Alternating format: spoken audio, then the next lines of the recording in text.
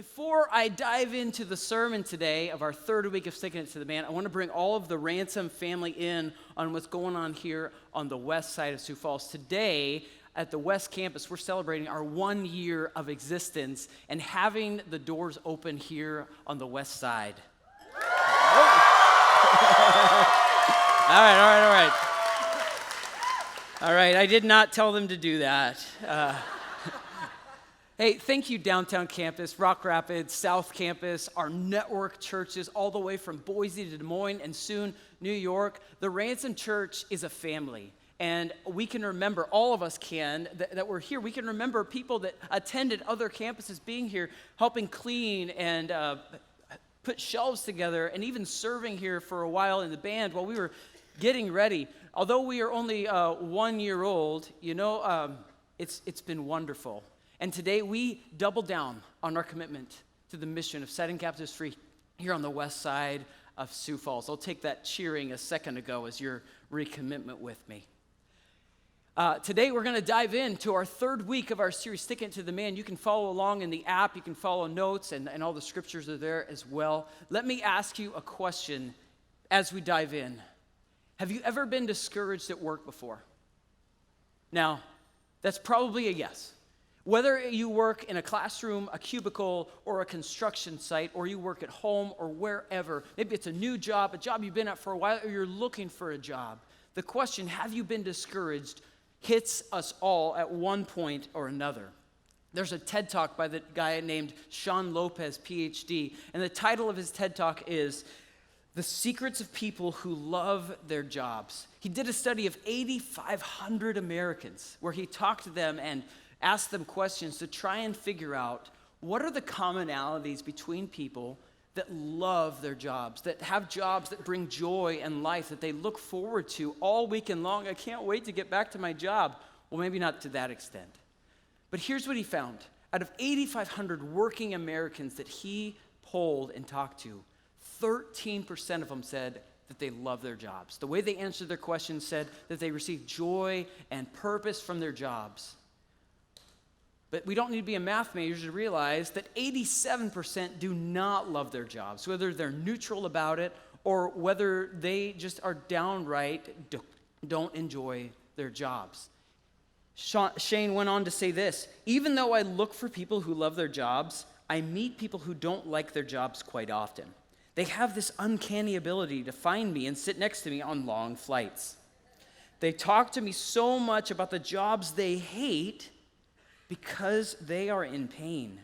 You spend a third of your life going to a job that makes you miserable. You don't get to do what you do best. You don't get to shine, and you work for a boss, pardon the language here, you secretly call a soul-sucking happiness vampire. It drains you. This reminds me of an old fable that is told where the devil is having a yard sale. And you can imagine a typical yard sale. You've got all these tables set up and things on the ground, and you've got all the tools and toys and all the items that are for sale on the tables or on the ground, and they're marked with those little colorful circle, price tags that don't really matter anyways because people are going to want to lowball you. But people were walking around and they were seeing all the stuff on the tables, and they were seeing, envy and deceit and malice and selfishness, thoughtlessness. But there was one tool that was marked way higher than all the other ones, a much higher price. And one of the shoppers asked the devil, and the devil picked it up and said, this tool right here is called discouragement. See, it's very worn because I've used it a lot. And I use it to wedge myself into people's lives. Because once discouragement wedges into somebody's life, it's totally ready for anything else to enter as well. All the other tools that I have work better when discouragement has found its way in. And that's where the fable ends. Maybe you can relate. Discouragement is a tool that the enemy uses to get into our lives, to wedge in there into our lives and create patterns, or as we'll talk about later, downward spirals that take us out of the game, that steal us of our joy, our hopefulness, and our lives and our freedom. There's another saying that says, it's not the water around a ship causing it to sink. What is it? It's the water in the ship that causes it to sink. Discouragement occurs when the expectations and the dreams and the life that we have been working for and imagining does not match up with the reality, and we have to sit there and watch that dream be destroyed. Those of us living in discouragement know what it feels like to be sinking. We know exactly what it feels like when the same negative things keep happening despite the fact that we are working really hard, whether we're taking extra classes, reading books, or getting counsel. We don't see the patterns of our life changing, and it causes discouragement. Typically, someone will say, I'm discouraged when the things have just piled up on our lives. That's what we're talking about today. Let me tell you what we're not talking about. We're not talking about mental health. We want to respect those who are dealing with mental health, and that's not what this is. Now, this will not hurt you, taking some of these principles, right? But it's not the whole story, and we're going to respect what you are personally going through and not say that they all are the same thing as we're talking about today with discouragement. Let me tell you another thing that we're not doing today. This is not an Oprah message. Now, you might wonder what I mean. What I mean is this is not going to be a challenge to think positive, look inside yourself, and just be you. We are going to look at what the maker God of the universe says about his people. We're going to look at what God thinks about you, what God says about you, and what God believes and dreams for you. And that is to be set free from discouragement and to be able to not just be freedom carriers, but people that can spread freedom to other people. That if you are dealing with discouragement today, you're not alone. We're going to go on a journey of reminding ourselves that the God of the universe does not want us sunk by discouragement, but that he wants us set free so you can be who God made you to be. So if you're taking notes, write this down. If you're following along in the app, there's some blanks. Here's what it is. We cannot always avoid discouragement, but we can grow to resist and overcome it. We cannot always avoid discouragement, but we can grow to resist and overcome it. Discouragement, like I said before, is when we reach a certain point where we realize all the things we're doing might not happen. Our dream, a part of that dream, a marriage, a dating relationship, a class that we've been taking and studying hard for, a job that we were excited about, a project or something that we've been building, dreaming, investing in is falling apart in front of us, is when discouragement comes. It's when we're sitting in the same mess that we've sat in before. It's when we feel hopeless, lost, and like it's pointless all at the same time. It's when the dream that we had is like a sandcastle right in front of us. We've been building it and patching it together all day, and we have to just sit there and watch the tide come in and pummel it over again and again. I can remember this in my own life. This was 10 years ago, maybe more. My wife and I were sitting in our little Plymouth Neon, parked in our little carport, parked at our little house that we lived in for not even 2 years. And we were crying our eyes out. We couldn't even find the strength to get out of the car. I couldn't even find the strength to turn the car off because we were discouraged. We had followed God to where he led us, to move a place where we didn't know a soul, a job that maybe hadn't ever done before. And now we were sitting in a place where we did not know what to do because we thought we were doing all that we were supposed to do before that. And here's where we are, realizing that it was out of our control. Now, we were a bit young. We were a bit naive. But at least we had hope, right? But discouragement had wedged itself into our lives and had robbed us of that hope. It had robbed us of the one thing that we kind of had. And so we sat there, all of it hitting us at once. The reality that the job that I had was not what I thought it was going to be. That the friends that we thought we had were not who we thought they were. And like I said, we didn't know what to do. So we sat there. And at that moment, in that little car, as we cried together, as just two 20-year-olds, we couldn't sense the presence of God around us. We couldn't think of all the things we should be thankful for, right? Even if there was a list of things to be thankful for, we couldn't even read it because we were discouraged. We didn't have words to pray, And we wondered what the answers, or if there would ever be clarity for this level of discouragement we were in. Because our dream had been washed away like a sandcastle by the tide. Now I know, after hearing that story, that there are two groups of people that are here, that are listening. There's one group of people that are saying, at some point in my life, I can totally relate to that. There was a time in my life where it wasn't in a little car, but I remember being that way. So there's that group. But then there's the group of people that can say, I relate to that just this morning on the way to church trying to get my kids in a car seat. Because that's life, isn't it? Discouragement is a spiritual issue. And it's more spiritual of an issue than we think. But I need to make sure you know, discouragement is not a sin in itself. Discouragement is a tool used to get into our lives, a tool used to rob us of our passion, our purpose, and our freedom. And this is the point, that if you today are overcome by discouragement, if discouragement is something in your life, and this is a reality, this is not something you're listening to and you're thinking of someone else, you're thinking, this is me and I want to get out of here because I don't want to hear this right now. Hear this. God has given us tools to resist and to overcome discouragement. God is with us, and he's given us tools to overcome that. So stay strong and stay with me. If you have your Bibles, go ahead and turn or click to Nehemiah chapter 4. If you're using one of our Bibles, you can turn to page 291. That's where it's at. If you don't have a Bible and you're at one of our online or at one of our live locations, you can just raise your hand, and one of our team members is going to bring you a Bible. If you don't own a Bible, you can keep that one. If you don't want to keep it, just leave it on the seat as you leave today.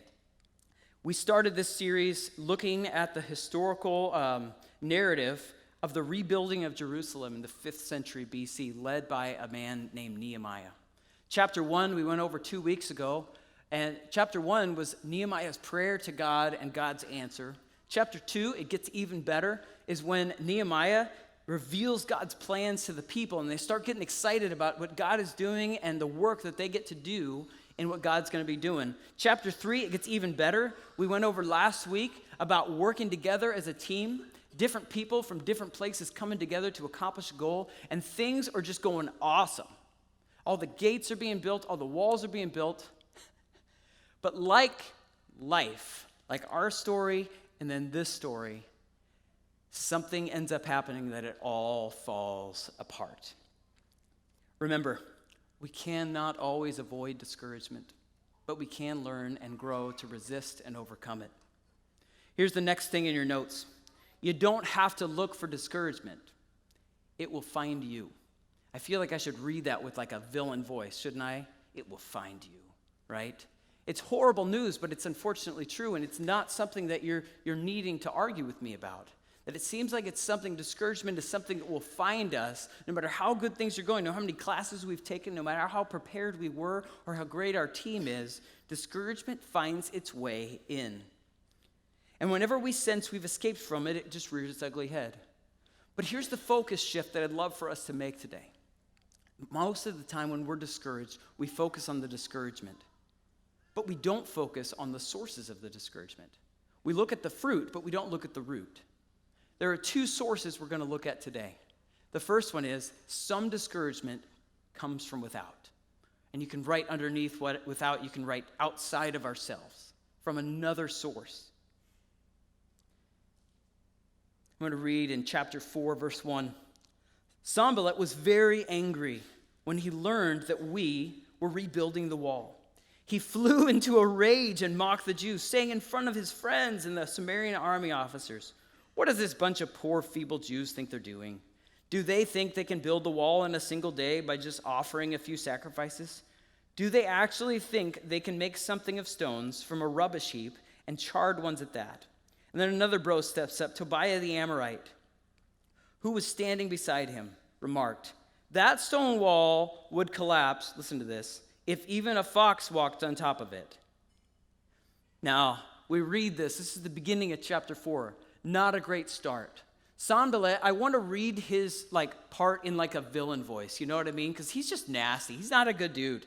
It says he flew into a rage and mocked the Jews, which in the literal Hebrew translation means he began throwing some shade at them. So he's freaking out here. He's thrown into a rage. And here's what this is going on here. Can we just get back to the root of it? What's causing this? It's a thing called ridicule. Ridicule is when you bring down someone else with your words or actions with no factual backing behind it. You're literally in this to take them down and discourage them. And that's his goal. That's what he's doing, right? If you aren't familiar with what ridicule looks like, ridicule will be reminded to us all when the political ads come back on TV coming pretty soon. No factual backing needed, just tearing down somebody else. Sanballat asked several questions to taunt them. He's like, what do you think you're doing? Do they think they can just offer a few sacrifices? Which was his way of saying in 5th century BC, do you think God really cares about this? Do you think God really sees you here? Do you think that if you just worship God, that your praise will actually be a weapon against what this is going to take? Because that would be their only hope. He says, do they have any idea how big a project this is? Do you know how bad the stones and resources are? But that's not even it. Another bro steps up, Tobiah. He brings in like the mic drop. He says that it would crumble if a fox jumped on it. I'm sure you hear that at work all the time. One Bible commentator says that was a twofold burn. That first of all, it was saying that wall couldn't even keep a little fox out. It's so low, but also that it's such a weak wall that you're building that even a little animal like a fox would cause it to crumble. Ridicule is not something new in the scriptural narrative and probably not in your life. We saw Goliath ridicule David. We saw the soldiers mock Jesus. We saw Pharaoh ridicule and mock Moses. And you've probably seen it in your own lives as well. Practically speaking, though, I got to ask the question. Have you ever been ridiculed at work? Whether it's a person or a boss, or maybe you just feel ridiculed by different things that are going on there. Have you ever felt ridiculed at work? And if you don't want to admit it, the people that you vent to will probably admit it for you. Whether it be a spouse or a friend or a roommate. Whether you work inside or outside of the home, you're probably thinking of scenarios right now. Let me tell you this about ridicule. People tend to ridicule things when their place in life feels threatened.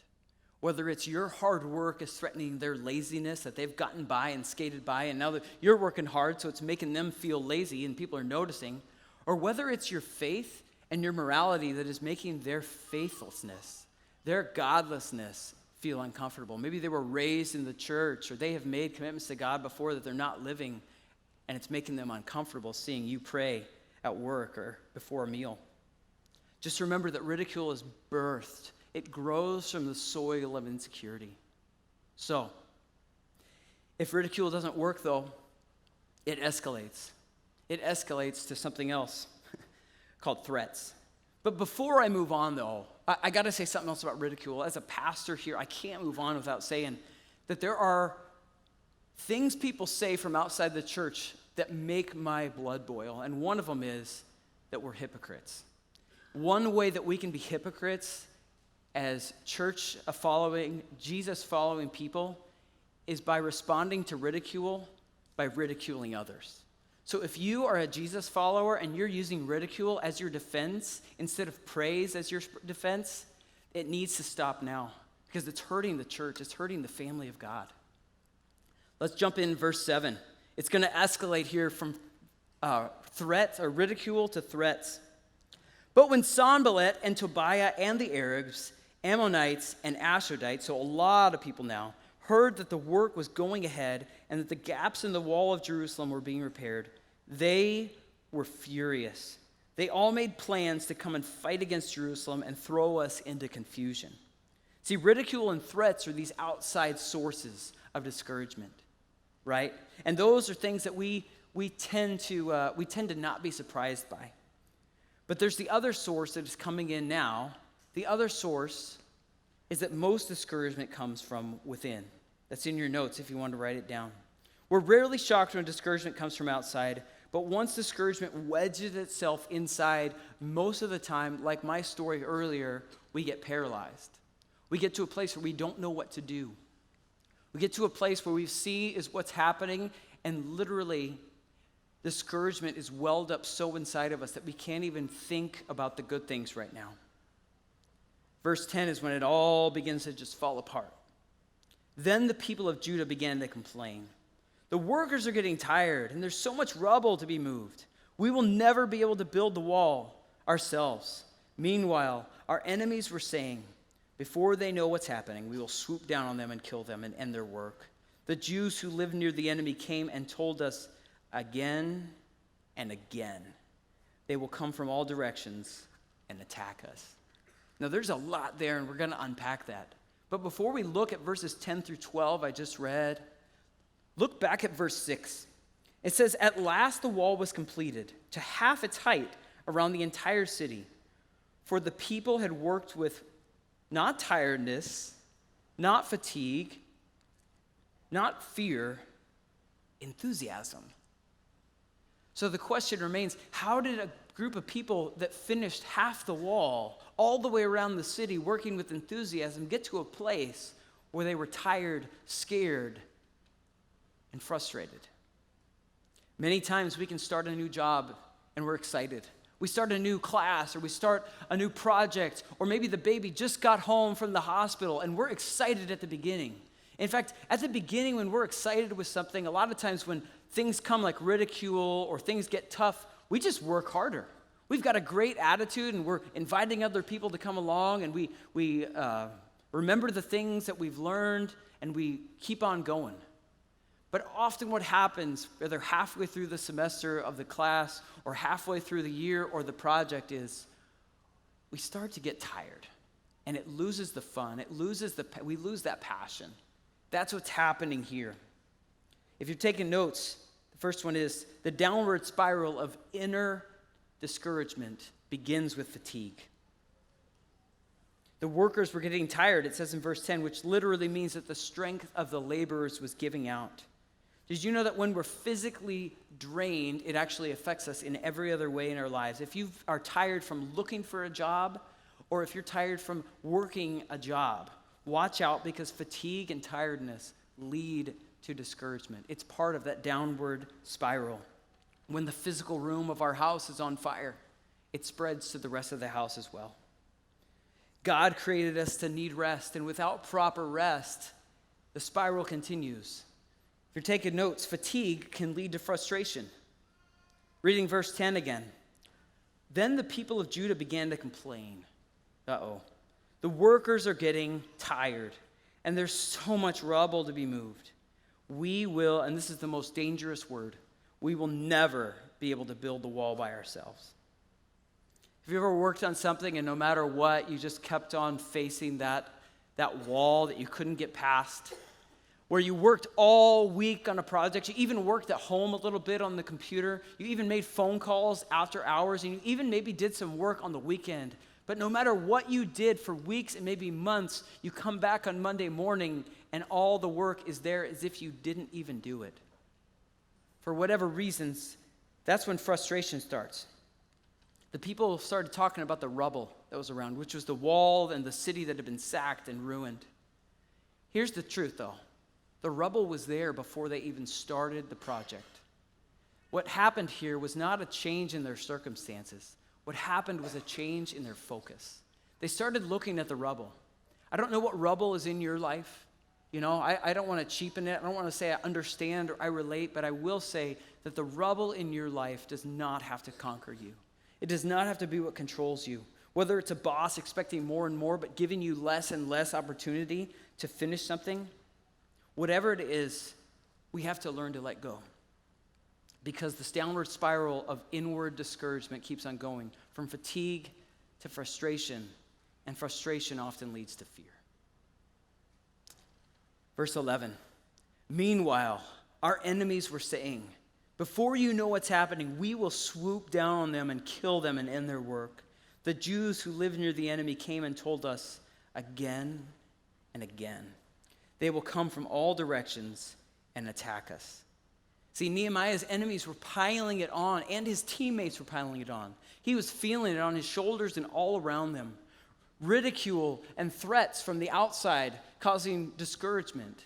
And then also fear, frustration, and fatigue from the inside causing discouragement. But here's where things start to turn. Here's where things in this story start to turn, and here's what we need to relate to our story today. Because we cannot avoid discouragement, but only resist this downward spiral. Let me read this in verse 4. Then I prayed, "Hear us, our God, for we are being mocked. May their scoffing fall on their own heads, and may they themselves become captives in a foreign land. Do not ignore their guilt. Do not blot out their sins, for they have provoked you to anger here in front of the builders." See, some of you here are very educated. You have a lot of great experience at your job or in life. You might be really strong. You might know a lot of things. You might even teach other people how to do their jobs. You may have been taught your whole life to do things without asking other people. If you want to keep your job, you show them that you have no weaknesses. But I don't care who you are today. You cannot avoid discouragement. So you cannot keep yourself that when you need it, you cannot keep from asking for help, because you can't defeat discouragement alone. Nehemiah starts by turning to God in prayer. Often when we face discouragement, right, we are paralyzed at first. We might get emotional and get angry. Things get stirred up. But you notice he doesn't do that. He turns to prayer. And here's what prayer does. For those of us that are holding on so tight to control of our lives, what prayer does is it puts us in a posture where we are giving God the wheel to drive our lives. We are removing ourselves from that driver's seat when we pray and saying, "God, I need help." See, it's not just needing help from other people, it's needing help from the Lord. It's allowing God to do his part. See, Nehemiah prayed before he even took action. When discouragement from the outside or the inside came, he didn't get all freaked out and start giving pep talks to the workers. He didn't organize raiding parties. He did not even post passive-aggressive things on social media about what was going on. He prayed. And if those of us in here who have been taught our whole lives that we have to prove to people every day that we have it all together but are dying from discouragement on the inside, I want to tell you something that is very simple but not easy. And maybe it's something you need to write down. That when people talk against you, don't talk back. Instead, talk to God. I'm going to say it again because it's really simple, but it's not easy at all. When people talk against you, don't talk back. Instead, talk to God. We see it in this story, and it needs to happen in our lives. Nehemiah continues to pray, and we see the story shift even more in verse 9. But we prayed to our God and guarded the city day and night to protect ourselves. Now notice here the shift. It wasn't just prayer. It was we prayed and guarded the city. That there was a role that they had. There were two parts to defeating discouragement, to overcoming and resisting discouragement. As the old African proverb says, when you pray, move your feet. There was a role that God had, that Nehemiah and the people gave God space to do that, but there was also a role that they had in which they did. This is the blending of faith and action. This is the teamwork between heaven and earth. And so the story in chapter 4 concludes with this.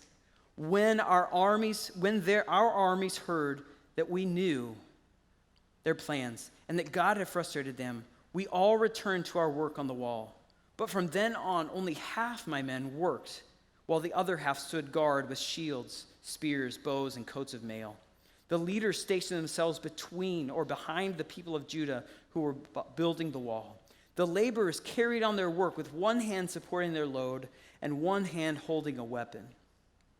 Now, this might be the conclusion to chapter 4. And some will say true faith is just praying and waiting, right? But what we see in this is that won't work. Just praying and waiting doesn't work for discouragement, that there is a need to take action, a need to seek the Lord in our prayers and say, God, lead us where we need to go, to use our praise and our prayer as a weapon in the battle against discouragement, in the battle that we're facing. We must do what we can do and allow God to do what only He can do, because we cannot always avoid discouragement. But we can grow to fight and resist it. Now, campuses are going to take over in a moment. You're going to hear Before that, though, I want you to hear just kind of the end of the story I shared earlier. Becky and I were sitting in our little car, in our little carport, at our little house, at a house that was far away from anyone that we were related to or knew before we moved there. We did not know what to do. Everything was different. We had watched our lives sink right before us. And the whole time my car was running and the radio was playing, or it wasn't a radio, it was a CD, and it was a CD that someone gave us that we're not even sure how it got in there. But all of a sudden our ears were turned and our minds were turned to a song that was playing on the radio. And that song is what God used to bring us back. The lyrics say, "Yes and amen to everything that's in your heart, God. Yes and amen to everything you have planned. We live to see your will be done and see your perfect kingdom come on earth. Yes and amen. We're taking up our cross for you. Give us the strength to take these dreams and to follow through. We live to see your will be done and see your perfect kingdom come on the earth." It was in that moment when a shift began to take place, that God had given us words to pray. So we opened the car doors and we felt the cool air from the night go into the car, and we got out and we walked into the house, didn't even say a word to each other. And we went into the house and we got on our knees to pray, because now we had words to pray. Where discouragement had wedged itself in and robbed us of our hope, had robbed us of our words even to pray, God had used those lyrics to remind us and given us words to pray again. Because you can't always avoid discouragement, but you can grow to resist it and to overcome it. Dealing with discouragement is something that's been really present in my life these past couple weeks. Being in ministry is hard, and you tend to get discouraged, and it can last for long seasons. And so what I want you to get out of this is discouragement is different than walking through painful situations. So I'm going to give you a couple steps for dealing with discouragement, but I want you to hear I'm not minimizing the painful things that you're walking through. I think that there's time to feel the things that are really hard in life. But what I mean is that we don't have to stay stuck. We don't have to fall to the tool of the enemy that tries to discourage us from doing the work of God. So this is what I want to give you tools for. The first tool is to reorganize your priorities. In Nehemiah 4:13, it says, "So I placed armed guards behind the lowest parts of the wall in the exposed areas. I stationed the people to stand guard by families, armed with swords, spears, and bows." You see, Nehemiah put guards in the places where he and his people were most vulnerable. And when we're discouraged, that's one of the most powerful things that we can do is get into community. I was actually in the car last night driving home from a worship night with my husband, and I'd really been complaining a lot this past week to him. We all have those people that we complain to, and God bless them and their patience. And I turned to him and I said, I love the thought of having this mindset over everything in my life, that God's kingdom should be over everything. That should be my mission. That should be my priority. And I said, when I complain to you about my frustrations, I'm not living in that mindset. I said, I need you to call me out. I need you maybe even send me text during the day like, hey, where's your priority right now?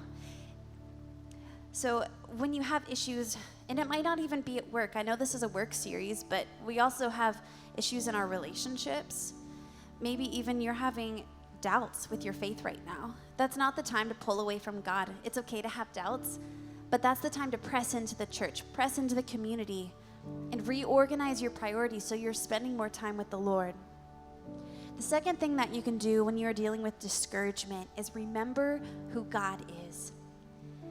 If we turn to Nehemiah 4, verse 14, it says, "Then as I looked over the situation, I called together the nobles and the rest of the people and said to them, 'Don't be afraid of the enemy. Remember the Lord who is great and glorious, and fight for your brothers, your sons, your daughters, your wives, and your homes.'" I love where it says, "Do not be afraid, but remember God." See, even after looking over the situation, Nehemiah and his troops, he rallied them. even though they were discouraged, he reminded them that success was never on their shoulders to begin with. Success was always dependent on God. And this is so easy for us to forget because we get stuck with our eyes on the rubble in our lives. We get lost in our responsibilities, and it's really easy for us to get stuck in the discouragement that we're facing. But my question for you this morning is, what are you going to do about it? What are you going to do about it? Because we can't live in discouragement forever, and you can't get out of it simply by waiting for that season to pass. We have to be active. We have to pray and do something about it. You know, when Nehemiah and the Israelites, when they started rebuilding that wall at the very beginning, there was rubble there then too. And they rallied and they started building, and they get halfway through. What changed was not the rubble. What changed was what their focus was on. And when you are dealing with discouragement at work, at home, in school, you can ask yourself, where am I focused? Because God is with us. He is great, and He is awesome. And we have to remember God when we're facing these things. He is the reason that we can keep fighting. He is the reason that we don't have to give up, because it's not on our shoulders anyway. So I want to close us in prayer. But before I do that, I want to ask those of you who might be in a season of discouragement even right now. I know I kind of fit into that category. Or maybe there's someone really close to you who's dealing with this right now. Would you just stand? Would you stand right where you are? And we're going to pray over you. We're going to pray over the people that you're fighting for. And if you're around someone who's standing, would you just lift your arm towards them as we pray? Jesus, there are some of your sons and daughters in this room who are feeling weary, who are feeling like there's something we're up against that we cannot face on our own. But Lord, the truth is that we are not alone in this. And so right now in this moment, Holy Spirit, I ask for your comfort. I ask for your wisdom. I ask for your discernment. Would you point us to the next step? Who do we need to bring into our life? Where do we need to reorganize our priorities to make sure that you are the first person that we go to in the midst of this? Jesus, would you give us strength? Would you give us courage? Would you give us grit to push through? Because we're not living for ourselves. Jesus, we are on mission for you. We are here to further your kingdom, and we can't do that if we're stuck with our eyes on the rubble. So right now, Holy Spirit, fix our eyes onto Jesus. We fix our eyes onto Jesus, who sees us in our pain, and his heart breaks for us. But he also gives us a hand and a way out of it. And Lord, I know that coming out of painful seasons, it's not an overnight fix, but right now is a start for us. It is a first step. And so we thank you for your provision. We thank you that you are with us. Thank you that you never leave our side, even in the darkest night. Lord, would you come into this place? Would you fill our hearts with your peace and with your hope again? We love you, and we pray this together in your holy name. Amen.